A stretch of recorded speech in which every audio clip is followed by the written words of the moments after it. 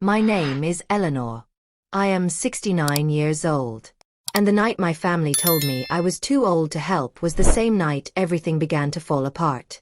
Before I go any further, let me say this in my own simple words. If you enjoy real-life family stories filled with pain, strength, and unexpected twists, please subscribe, like this video, and turn on the notification button so you never miss stories like this. Also, tell me in the comments which part of the country you are watching from. I want to know who is here with me. Now listen carefully, because what happened that night changed my life forever. The shouting was so loud it felt like the walls were shaking. Everyone was talking at once.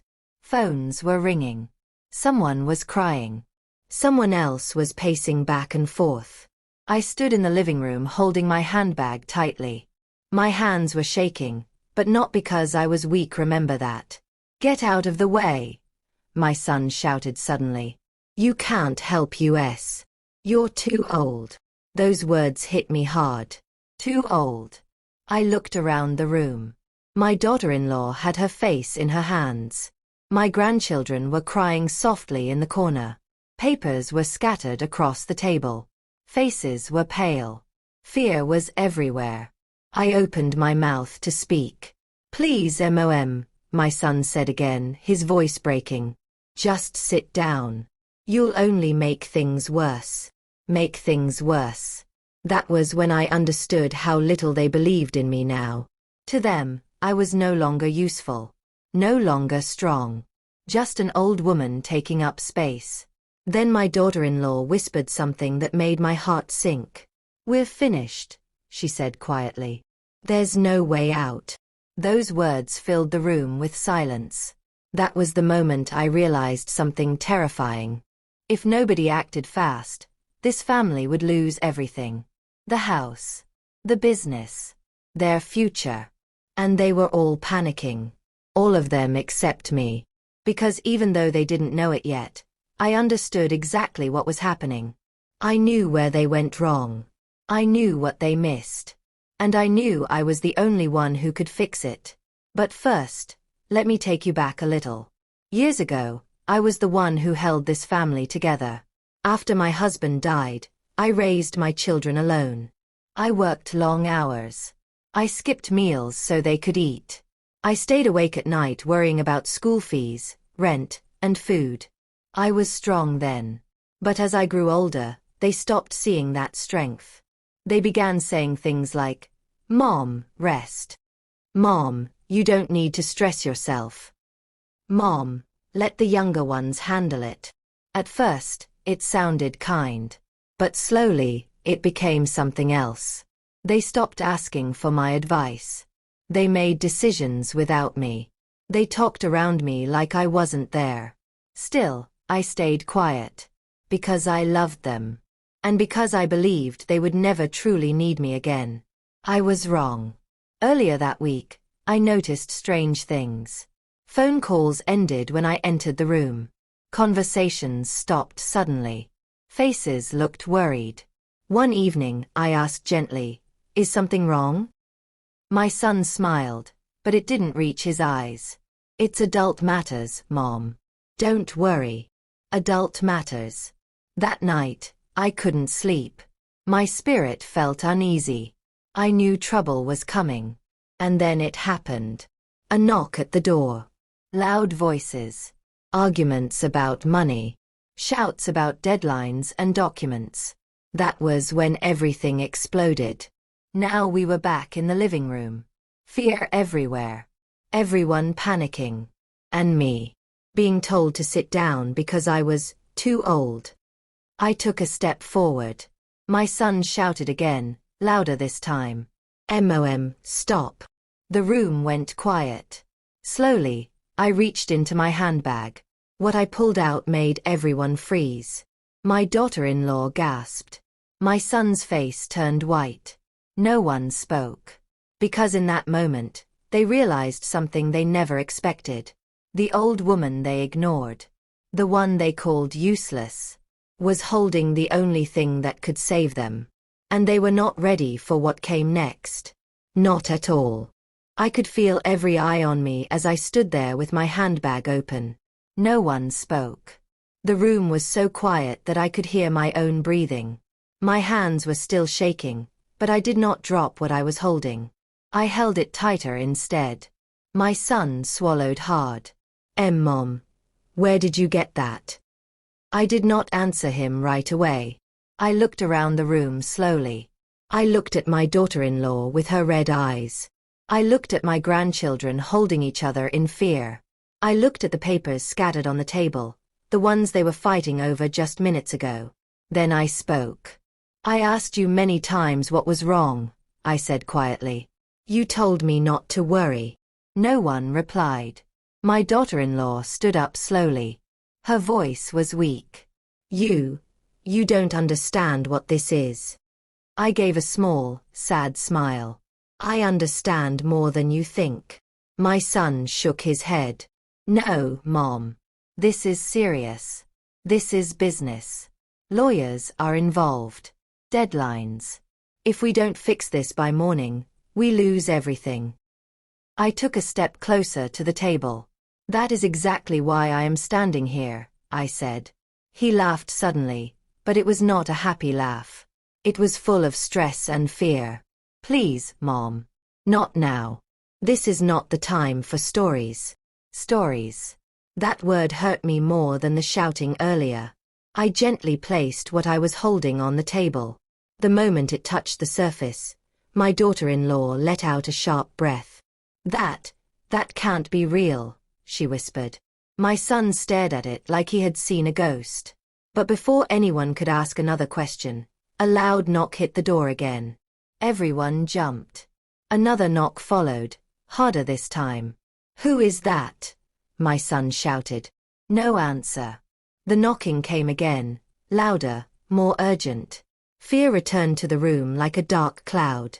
My daughter-in-law grabbed my son's arm. Please don't let it be them. I finally understood the full weight of the problem. My son walked slowly to the door and opened it just a little. A man stood outside wearing a dark jacket, holding a folder. Good evening, the man said coldly. I'm here regarding the unpaid matter. My daughter-in-law cried out softly. The man's eyes moved past my son and landed on the table, reminded me of something else. We need an answer tonight, the man continued. If not, the process continues tomorrow morning. My son nodded weakly. Please, just give us a little more time. The man sighed. You've already had time. Then his eyes fell on me. And who is she? He asked. Before anyone could speak, my son said quickly. My mother. She doesn't know what's going on. The man nodded and turned to leave. But I spoke before the door could close. She knows enough, I said firmly. Everyone froze. The man turned back to me slowly. Excuse me. I stepped forward. My heart was beating fast, but my voice was steady. I said, I know enough, I repeated. And I believe you should sit down. The man looked surprised. Ma'am, this is a serious legal matter. I know, I replied. That is why you should sit.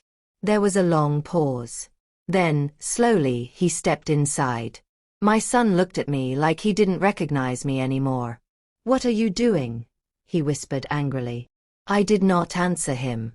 The man sat down, opened his folder, and sighed. We are here because your family failed to meet the agreement. The property will be seized if the balance is not settled. I nodded. Then I reached for the item on the table and slid it toward him. His eyes narrowed. He picked it up and read it carefully. The room was silent again. Seconds passed. Then his face changed. He looked up at me. Where did you get this? I leaned back slightly. From a time when I was not considered too old to understand business. My son stood up suddenly. Mom, what is going on? I looked at him, my eyes calm but firm. Sit down, I said. For the first time in years. He listened. I turned back to the man. This document, I said slowly, changes everything. The agreement you are using is incomplete. The man frowned. That's not possible. It is, I replied. Because the original terms were never updated after my husband's death. I handled those matters myself. My daughter-in-law's mouth dropped open. You handled them? Yes, I said. While you were all busy building your lives. The man flipped through the pages again. His hands were no longer steady. If this is valid, he said carefully, then the deadline shifts. And the amount changes. My son felt like he might collapse. So we're not finished, he asked. The man looked at me instead of answering. That depends, he said, on whether there is anything else you haven't told us. I took a deep breath. Because there was something else. Something I had kept quiet about for years. Something they never thought to ask. I reached into my handbag again. My daughter-in-law cried out. There's more. I nodded slowly. Yes, I said. And this part is what will decide everything. I placed the second item on the table. The man stared at it. My son whispered, "No, that's impossible." And before anyone could say another word, the man stood up and said something that made my blood run cold. "If this is true," he said slowly, "then someone in this family has been lying for a very long time." Everyone turned to look at each other. And I realized the danger had just changed. Because saving the family was no longer the only problem. Now, the truth was about to destroy someone. The room felt colder the moment those words were spoken. "If this is true," the man said again, his voice low and serious, "then someone in this family has been lying for a very long time." No one moved. No one breathed. I could hear the clock on the wall ticking, slow and loud, like it was counting down to something bad. My son looked at his wife. His wife looked at the floor. The children sat quietly, confused and scared. I stayed standing. Because I already knew what was coming. The man slowly sat back down and placed both documents side by side on the table. He straightened them carefully, like they were dangerous objects that could explode if handled the wrong way. "These papers," he said, "do not match the story we were given." My daughter-in-law shook her head quickly. No, that's not true. We told you everything." The man did not even look at her. He looked at me. "Ma'am," he said, "I need you to tell me exactly what you know." My son turned to me sharply. "Mom, please, if you know something, just say it." I closed my eyes for a moment. I had carried this truth for many years. I kept it quiet to protect my family. I believed silence would keep the peace. But silence had brought us here. I opened my eyes and spoke slowly so everyone could understand. When my husband was alive, he handled most of the business. But when he became sick, I took over. My son frowned. "You never told us that. You never asked," I replied gently. The man nodded. "Please continue." "After my husband died," I said, "there was a meeting. A very important one. Only 2 people attended." My daughter-in-law's breathing became fast. "Who?" my son asked. I looked straight at her. "Your wife," I said. "And me." The room exploded. "What?" my son shouted. "That's a lie," his wife cried out. "I don't remember any meeting. I did not raise my voice." "You do remember," I said calmly. "You just hoped I didn't." The man raised his hand. "Enough. Let her speak." My daughter-in-law began to cry. "This is not fair," she sobbed. "I was just helping. They told me to handle it." "They?" the man asked quickly. She froze. My son turned to her slowly. "Who told you?" She wiped her tears and shook her head. I can't say." I sighed. "You were told that the original agreement was outdated," I said. "You were told to sign a new one without informing the rest of the family." My son stared at her in shock. "You signed something without telling me?" She screamed back. "I was trying to save us." The children began to cry again. The man leaned forward. Did you sign under pressure? She nodded slowly. Yes, she whispered. They said it was the only way. Who are they? The man asked again. Silence. Then I spoke. It was someone who stood to gain if the family failed, I said. Someone who knew the old documents existed but thought I had lost them. My son's voice was barely a whisper. You mean, family? I nodded. The man closed his folder. This changes everything, he said. If fraud is involved, this case becomes much bigger. My daughter-in-law dropped to her knees. I didn't know it would get this bad, she cried. I just wanted us to be safe. I looked at her with sadness, not anger. You should have told us, I said softly. The man stood up. I need to make some calls, he said. But understand this, someone here knows more than they are saying. He walked toward the door. Before he could leave, my son spoke.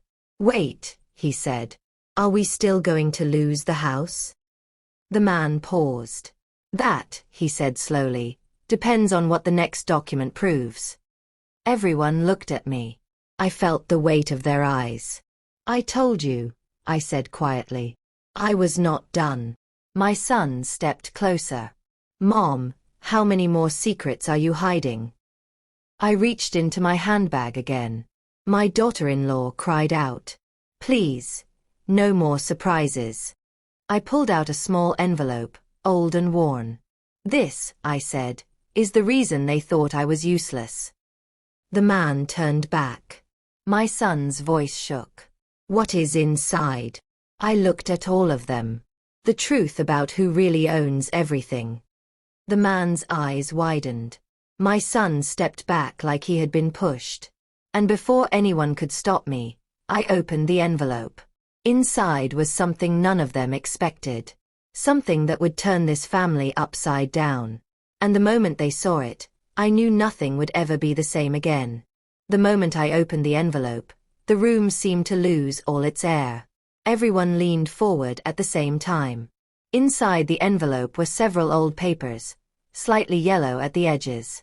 I laid them out slowly on the table, one after the other. My hands were steady now. Very steady. My son stared at them, confused. What is that? He asked. The man stepped closer and adjusted his glasses. He picked up the top paper and began to read. As his eyes moved across the page, his face changed. Slowly. Very slowly. My daughter-in-law hugged herself tightly. Please, she whispered. Please say something. The man did not answer her. He looked at me instead. Ma'am, he said carefully. These documents. He paused. These documents show ownership. My son blinked. Ownership of what? I took a deep breath. Of everything, I said quietly. The room erupted again. That's impossible, my son shouted.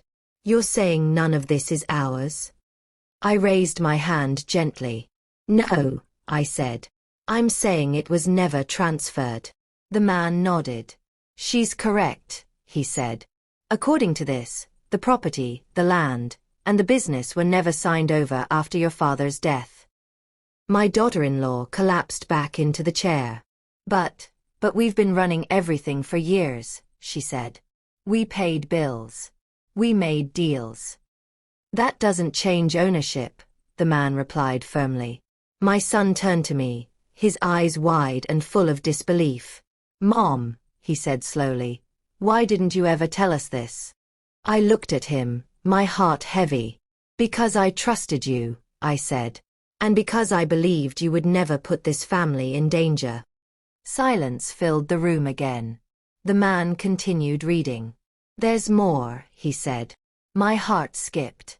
There is a clause here, he explained, that states any agreement made without the primary owner's consent is invalid. My daughter-in-law began to shake. That means, she whispered. Yes, the man said. That means the agreement you signed does not stand. My son let out a breath he had been holding for days.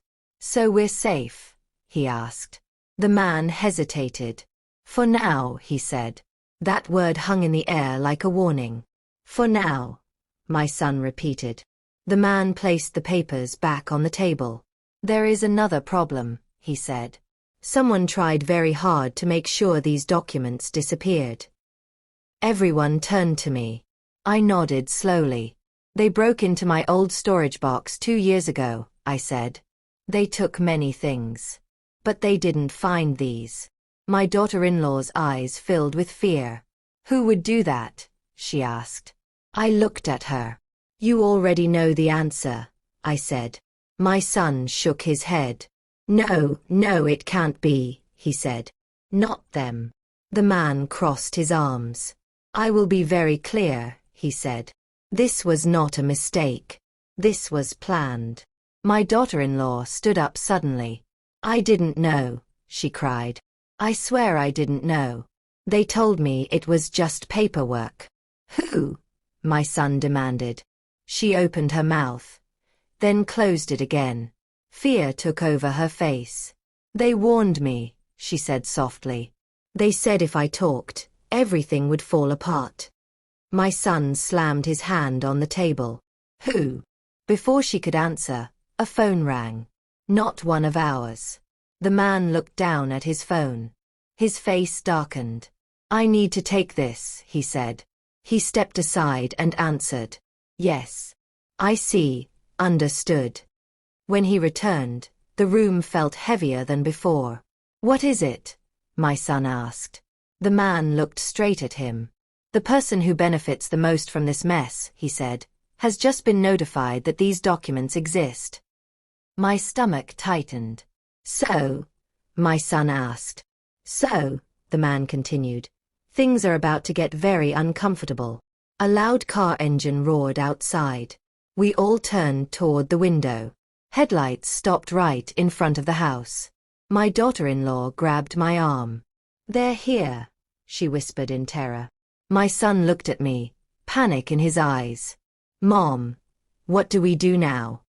I slowly gathered the papers back into the envelope and held it close to my chest. We stand our ground, I said calmly. A knock hit the door. Hard.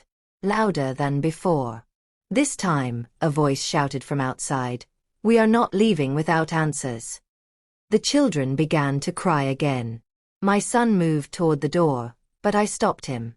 No, I said firmly. Let me. He stared at me. You? He asked. But they said you were too old.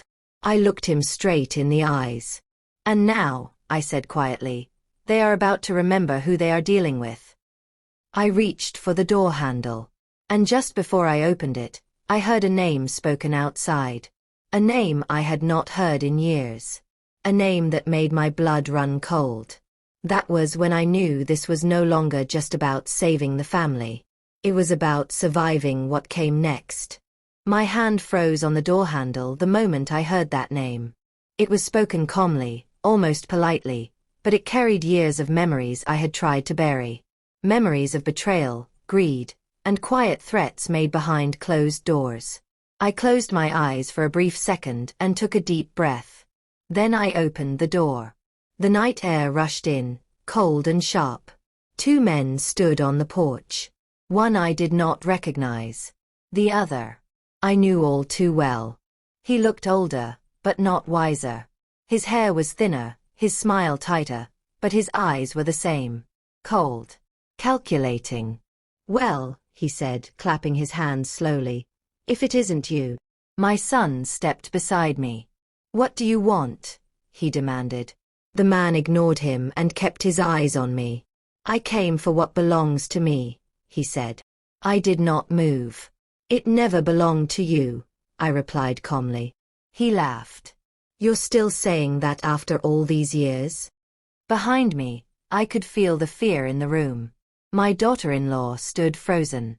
The children clung to each other. The man from earlier stepped forward slightly, watching carefully. You should leave, my son said, trying to sound strong. This is private property. The man smiled wider. Not for long, he replied. He took a step closer. You hid those papers well, he said to me. I almost believed they were gone. I met his gaze. You believed because you wanted to, I said. Not because it was true. His smile faded for just a second. The second man with him shifted his weight, clearly uncomfortable. Let's not do this outside, the man said. We can talk inside like family. Family? My son snapped. You stopped being family a long time ago. The man's eyes flashed. Careful, he warned. You don't know everything. I raised my hand again. I do, I said. That's why you're here. The man chuckled softly. You always were smarter than people gave you credit for, he said. But age makes people tired. You should rest now. Let others handle this. There it was again. Too old. I stepped forward. You tried to erase me, I said. You tried to scare me. You tried to steal from my children. And you failed. His face hardened. You don't know what you're standing in the way of, he said. This deal is already moving. The man from earlier cleared his throat. Sir, he said firmly, any further discussion should be done through proper legal channels. The man laughed loudly. Legal channels, he said. You think papers will save you? Then he leaned closer to me. You should have stayed quiet, he whispered. My son moved in front of me. That's enough, he said. Leave. For a moment, I thought things would turn violent. Then the man straightened his jacket. Fine, he said. I'll go. For now. He turned to me one last time.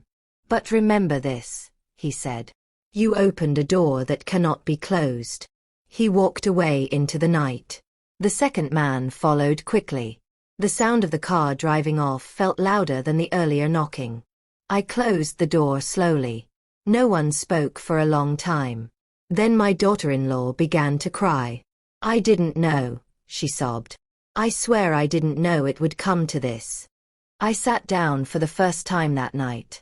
I believe you, I said softly. But believing you doesn't make this danger disappear. My son rubbed his face with both hands. So what now? He asked. The man from earlier spoke. Now, he said, we prepare. Because this situation is bigger than unpaid bills. He looked at me. You knew he would come, he said. I nodded. I was counting on it. Everyone stared at me. You planned this? My son asked. Not the fear, I said. But the truth. I opened the envelope again. These papers don't just protect us, I continued. They expose him. The man nodded. And people like him do not like exposure, he said. The room fell silent again. Then my daughter-in-law whispered something that made my heart sink. He wasn't alone before, she said. There were others. Important people. My son looked at me, fear in his eyes. Mom, how far does this go? I folded the papers carefully and placed them back into my bag. Farther than you think, I said. A sudden knock came again. This time, softer. Everyone jumped. The man checked his phone.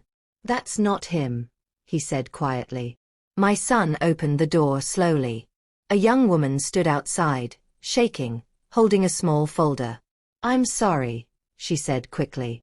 I didn't know where else to go. She looked at me. They told me you would understand. My heart skipped. Who told you? I asked. She swallowed hard. The same man, she said, who just left. She stepped inside and handed me the folder. Inside were copies of messages, signatures, and photos. Proof. The room filled with a new kind of silence. Not fear. Expectation. Because now, we had something stronger than protection. We had a weapon. And I knew one thing for sure. This fight was only beginning. The young woman's hands were shaking so badly that I had to steady the folder when she gave it to me. Sit down, I said gently. You're safe here. She hesitated, then sat on the edge of the chair, her eyes darting around the room like she expected someone to burst in at any moment. My son locked the door and checked the windows. "Who are you?" he asked her carefully. "And why are you mixed up in this?" She swallowed hard. "My name doesn't matter," she said. "What matters is what I know." I opened the folder slowly. Inside were printed emails, text messages, signed papers, and photographs. I did not need to read everything to understand the danger. I recognized names. I recognized handwriting.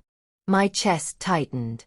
The man who had just left our house had not been working alone. Not even close. My daughter-in-law leaned closer, her face pale. "Oh my God," she whispered. "Those are the messages he showed me. But these ones were hidden." The young woman nodded quickly. "He only showed you what made him look clean," she said. "I saw the rest." The man who had come earlier for the legal matter stood up straighter. "This," he said slowly, "is evidence of fraud, coercion, and conspiracy." My son looked between us, lost. "So this was planned?" he asked. "All of it." "Yes," I answered. "From the beginning." The young woman wrapped her arms around herself. "They pressured me too," she said. "I worked in the office where some of the paperwork passed through. I was told to stay quiet. I was threatened." My daughter-in-law began to cry again. "I thought I was the only one," she said. "No," the young woman replied softly. "You were just the easiest target." Those words hung in the air. I felt anger rise in my chest, but I forced myself to stay calm. Panic would help no one. "When did you decide to come here?" I asked. "Tonight," she said. "When I heard he was coming to confront you. I knew if you fell, the truth would disappear forever." My son sat down heavily. "So what do we do now?" he asked again. The man from earlier took a deep breath. "Now," he said, "we move carefully. This kind of operation doesn't collapse quietly." "What does that mean?"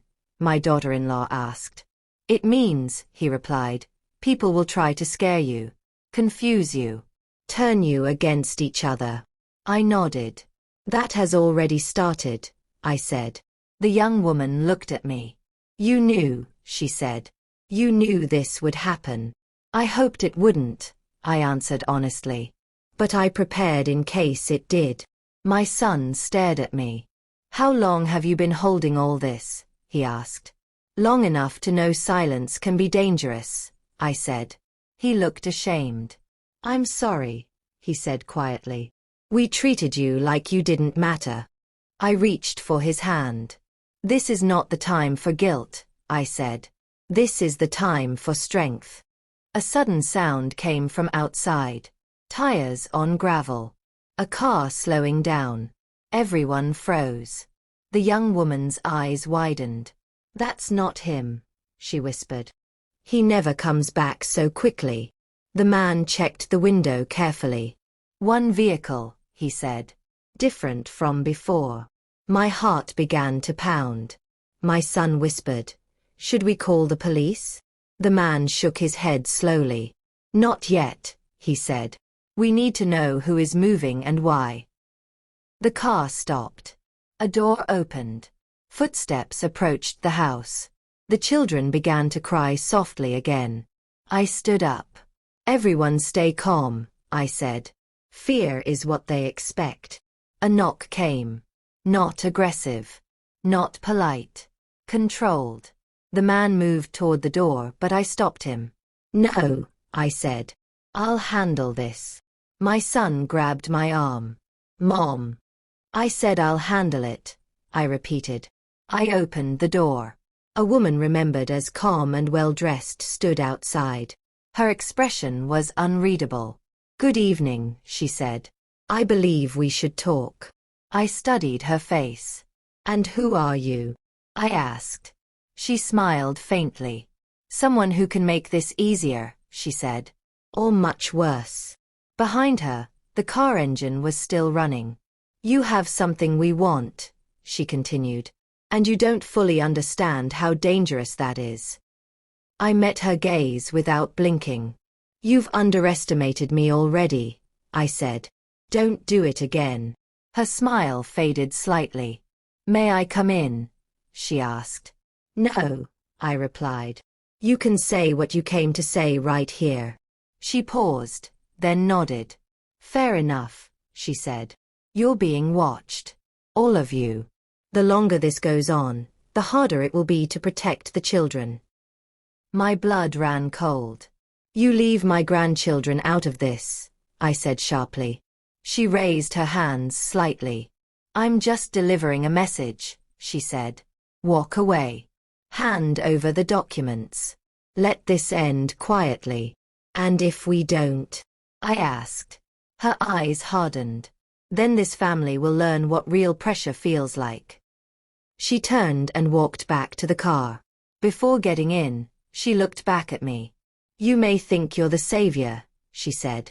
But saviors don't usually survive the ending. The car drove off. I closed the door slowly. The room erupted. What did she say? Who was that? Are we in danger? I raised my voice. Enough. Silence returned. They're afraid, I said calmly. That's why they're threatening. The man nodded. She wouldn't have come if you didn't hold real power, he said. The young woman stood up. I'm not leaving, she said. If I go back, they'll silence me. You can stay, I said without hesitation. My son looked at me, his voice shaking. Mom, he said, are we really ready for this? I looked around the room. At the fear. At the truth. At the family that had once pushed me aside. I was ready the moment you told me I was too old to help, I said. I reached for my bag again, not to reveal something new, but to secure everything we had. Because now, the game had changed. And the next move would decide who truly survived this fight. That night, no one slept. The lights stayed on in the living room. Every small sound made us jump. Even the ticking clock felt too loud. The children finally fell asleep on the couch, holding each other. My daughter-in-law covered them with a blanket, her hands shaking the whole time. The young woman sat quietly in the corner, her eyes open, her back pressed against the wall like she was ready to run at any second. My son paced back and forth. They said we're being watched, he muttered. How do we even know we're safe right now? We don't, the man said calmly. But panic will only help them. I sat in my chair, holding my handbag close. For the first time in years, everyone waited for me to speak. We need to understand something, I said slowly.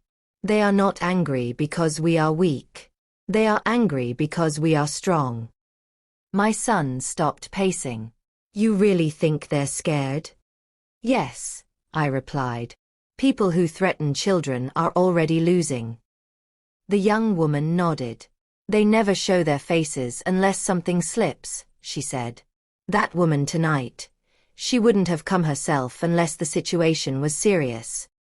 My daughter-in-law wiped her eyes. Why didn't you tell us earlier? She asked me quietly. About the ownership. About everything. I took a deep breath. Because every time I tried to speak, I said, I was told to sit down. To rest. To stay out of adult matters. Shame crossed her face. I'm sorry, she whispered. I know, I said. And I forgive you. But forgiveness doesn't erase danger. A sudden noise came from outside. A soft crunch on gravel. Everyone froze. The man moved to the window slowly and peeked out. It's nothing, he said after a moment. Just a cat. No one laughed. My son dropped into a chair. So what's the plan? He asked. I looked at him. The plan is simple, I said. We stop reacting. We start acting. The man nodded. At first light, he said, we file an emergency report. We secure copies of everything. Multiple copies. In multiple places. The young woman leaned forward. I know a safe way to send this information, she said. Places where it can't just disappear. My son looked nervous. And if they try to stop us before morning? I met his eyes. Then they'll have to deal with me, I said. He stared at me, then gave a small, sad smile. I can't believe I ever thought you were too old. I smiled back, but my heart was heavy. Age does not remove fear. It teaches you how to carry it. As the hours passed, something strange happened. The fear in the room slowly changed. It became focus. The man wrote notes.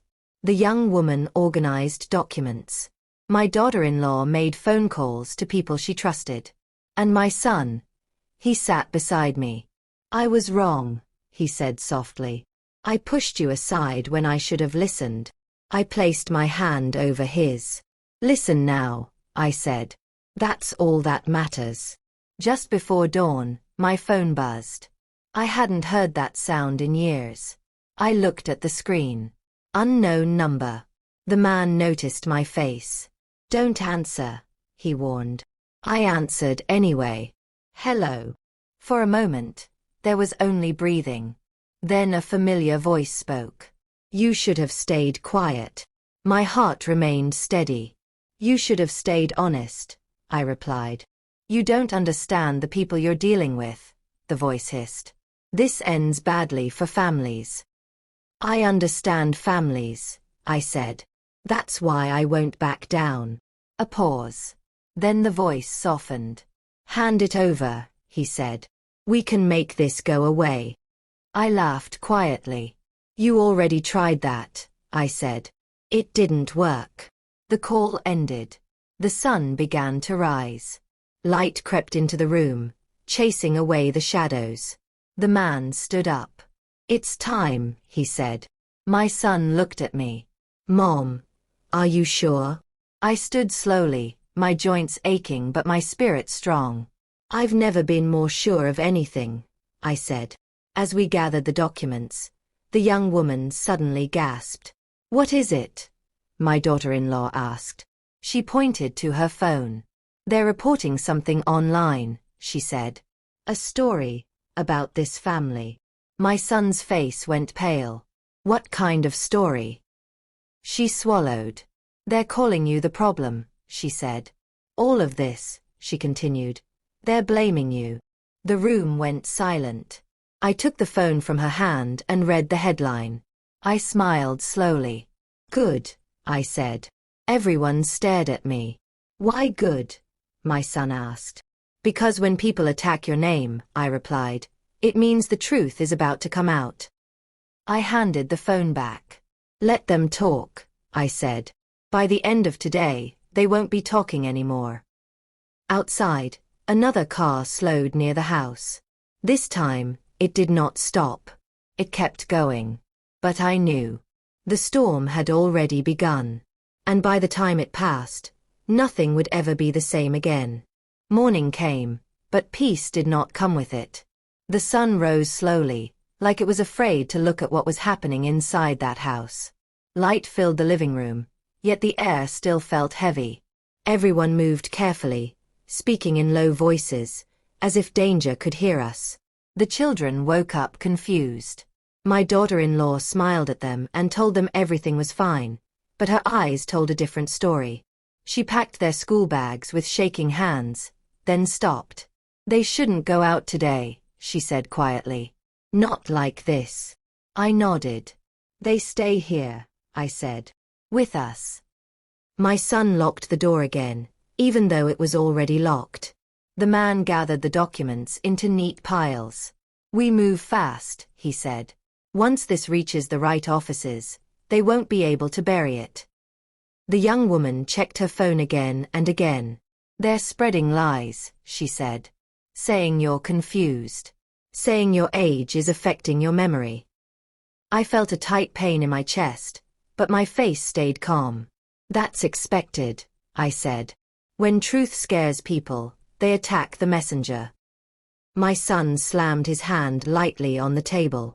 How dare they, he said. After everything you've done. I placed my hand over his. Anger will slow you down, I said. We need clear minds. Just then, my phone buzzed again. Another unknown number. Everyone looked at me. I answered. This is Eleanor, I said. A woman's voice came through, sharp and professional. You are causing unnecessary trouble, she said. This can still be settled quietly. Quietly for who? I asked. For everyone, she replied. Including your grandchildren. My jaw tightened. Say their names again, I said slowly, and this conversation ends badly for you. There was a pause. You're making a mistake, she said. You're old. You don't have the strength for this fight. I smiled. You're wrong, I said. I have something stronger than strength. What's that? She asked. Nothing left to lose, I replied. The line went dead. The young woman looked at me with wide eyes. They're desperate, she said. That means the evidence is working. The man nodded. Yes, he said. But desperation makes people reckless. A loud siren passed in the distance. Everyone jumped. My daughter-in-law hugged the children closer. I can't live like this, she whispered. Always waiting for the next knock. I stood up slowly and walked to the center of the room. Listen to me, I said. This family has survived worse than fear. We will survive this too. My son looked at me. You're not afraid, he asked. I am, I said honestly. But fear doesn't control me anymore. A sudden knock came at the door. Hard, sharp, official. The man raised his hand. Wait, he said. The knock came again. Open up, a voice called. We need to ask a few questions. My heart beat faster, but I did not panic. Stay together, I said. My son opened the door slowly. 2 officers stood outside. We received a report, one of them said, looking past him into the house, about possible document tampering and elder manipulation. My daughter-in-law gasped. They're trying to turn this on you, my son whispered. I stepped forward. I'm the one you want to speak to, I said calmly. The officers looked surprised. You? One asked. Yes, I replied. And I have evidence. Their expressions changed. They stepped inside. As the man laid out the documents, the officers exchanged glances. One of them made a call quietly. This is serious, the other said. Very serious. The young woman's hands trembled again. They're going to arrest us, she whispered. No, the man said firmly. They're realizing who the real criminals are. One officer looked at me. Ma'am, he said, how long have you had these documents? For years, I answered. I was told I was too old to help. So I waited. The officer nodded slowly. Looks like waiting saved your family, he said.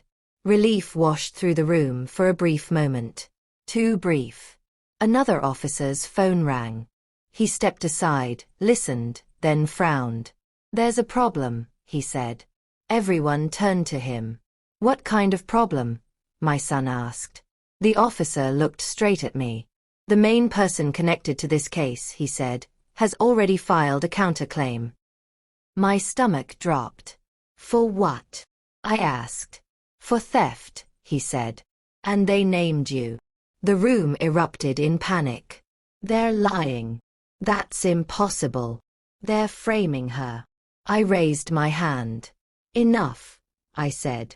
The officer continued. They're requesting your immediate presence, he said. Today. My daughter-in-law began to cry again. They're trying to break you, she sobbed. I looked at my son. They want to scare us, I said. That means we're close. The man nodded. Yes, he said. But walking into this alone would be dangerous. I straightened my back. I won't be alone, I said. I have the truth. The young woman stepped forward. And you have us, she said. The officers prepared to leave. We'll be in touch, one of them said. Stay reachable. The door closed. Silence filled the room again. My son looked at me, Fear and pride mixed in his eyes. "Mom," he said, "they're coming after you." I picked up my handbag and held it close. "They already did," I said quietly. Outside, a black car sat across the street, engine running, watching. And in that moment, I knew something for sure. The fight was no longer just about saving my family. It was about proving that the woman they called too old was the most dangerous one they had ever underestimated. By midday, the house felt like it was shrinking. The walls that once held laughter now seemed to close in on us. Every sound outside made my heart jump. A car passing. A door slamming somewhere down the street. Even the wind felt like a warning. The black car was still there. Across the street. Engine off now. Parked like it belonged there. Watching. My son stood by the window, his jaw tight. "They haven't moved," he said. "It's been hours." "They want us to notice them," the man replied calmly. "Fear is part of the pressure." My daughter-in-law paced the room, stopping every few steps to look at the children. They were playing quietly, unaware of how close danger felt. "I can't let anything happen to them," she whispered. I sat in my chair, my handbag on my lap, my fingers resting on it like it was an extension of my body. "Nothing will happen," I said. "Not if we stay smart." The young woman checked her phone again. "They're still spreading stories," she said. "Saying you manipulated everyone. Saying you're confused." My son turned sharply. "They're attacking your mind now," he said. "That's low." "It's common," I replied. "When they can't break your proof, they try to break your credibility." A sudden knock came at the door. 3 sharp knocks. The room froze. The man raised his hand, listening. "This isn't aggressive," he said. "This is controlled." I stood up. "I'll handle it," I said again. My son grabbed my arm. "Mom, please," he said. "Let someone else." "No," I replied softly. "They came for me. They speak to me." I opened the door. A man in a neat suit stood there, holding a small device. "Good afternoon," he said. "I'm here to deliver a notice." He handed me an envelope. "Sign here to confirm receipt." I looked at the envelope, then at him.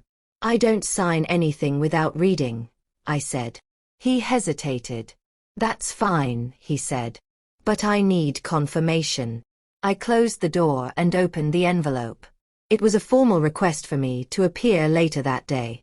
The words were cold, accusing, designed to intimidate. "They're rushing," the man inside said when he saw it.